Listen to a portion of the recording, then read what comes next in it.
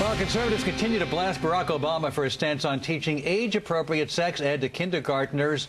Is that what he really said, though? The question being raised by many is what exactly is age-appropriate? Should kids learn about safe sex and condoms, or is the abstinence the only lessons that should be taught? Joining us now, radio talk show's Janet Parshall and sex expert and Penthouse sex columnist Dr. Victoria Zdrok. And Janet, let me start by pointing out that Barack Obama never said we should teach in kindergarten things like condoms, and what he said exactly is we should send it should be age appropriate, it should be scientifically based.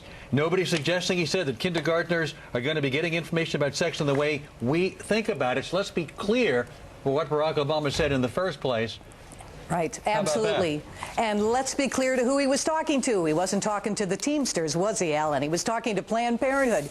Planned Parenthood has taken a position on comprehensive sex education for a long, long time. Here's what else he said. He said he supports the New Jersey and the Massachusetts program. Let's talk a second about that Massachusetts program.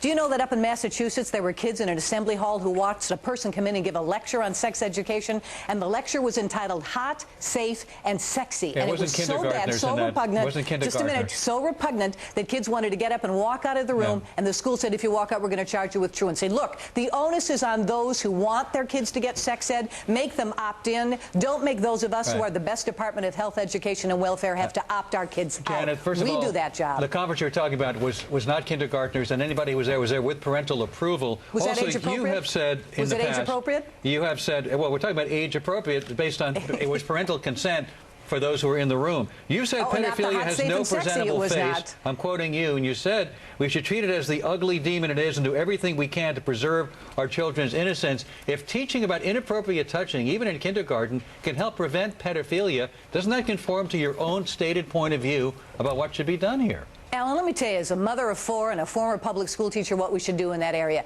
You let the PTA call together a parent-teacher group, you pull them into the gym one night, and you teach mom and dad and kids at the same time how to keep our kids safe, number one. Number two, I want to see all the liberals out there put as much energy into sex education as they do as prosecuting these perverts. And then let's see these people clean up the internet where so much of this stuff comes from in the first place. No one's suggesting, Victoria, that people who are pedophiles should not be prosecuted, but in fact, if this helps prevent pedophilia and teaches kids how to deal with and what inappropriateness is, that's what Barack Obama and many sex educators are talking about. Absolutely. Sex appropriate here and scientific. The scientific basis here, we're talking about medical names for body parts, their basic function, and disease, sexually transmitted or otherwise disease. So, but presented in a way that's appropriate for each age group. You know, if they just called it health education rather than sex education, it's the word sex that throws people off, and people get all crazy and think about condoms and cucumbers and things like that. That's not what's being talked about. Function. Let me ask Victoria a couple of questions. Just yes or no, as part of forgetting what the age is, at some point in school, should they use books like Heather Has Two Mommies and Daddy's Roommates? Would that be appropriate in your mind? Well, obviously, if a child is being bullied because he is or she is. I want the short answer on these, though. Yes, the answer is that I think so at some point. Should at some appropriate age, families out there. Should they do the cucumber and condom demonstration, for example? Well, if we're talking about high schools, perhaps in some forms, in scientific, dignified way. Should they tell kids, age appropriate, that, quote, in your estimation, that homosexuality is a viable alternative to heterosexuality? That there are different types of sexuality. I think so, absolutely. Right, as part of biology, anatomy, incorporated in the general curricula. Herein lies the problem. Janet Parshall and Sean Hannity have very different views than you do about these things, and we send our kids to church, and now we send them to a public school, and your values will contradict the parents' values. That's the problem.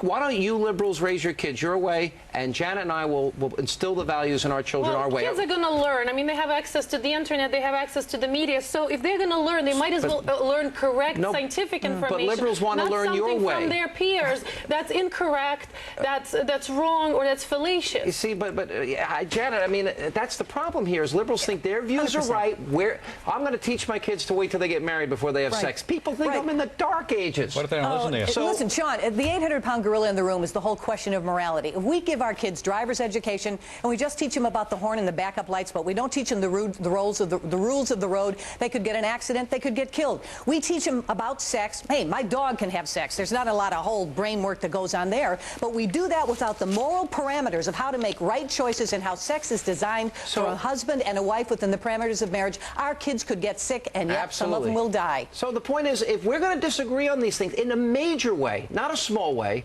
the answer, Victoria, is that let the parents instill these values. Unfortunately, a lot of parents are not comfortable talking about sex, or they don't know how to present it. And I have an idea.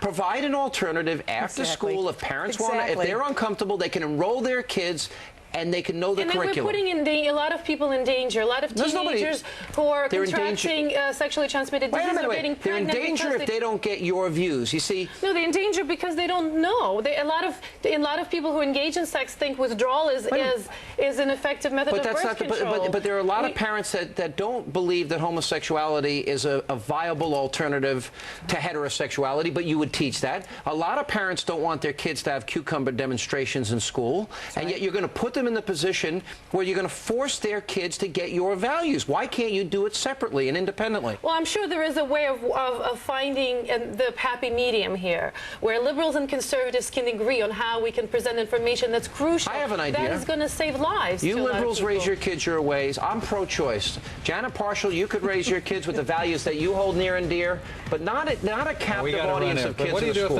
What do you do if the parent's the abuser? Then where does the kid go to get information? Well, you can create environments where they can go privately. Thank you all for being with us.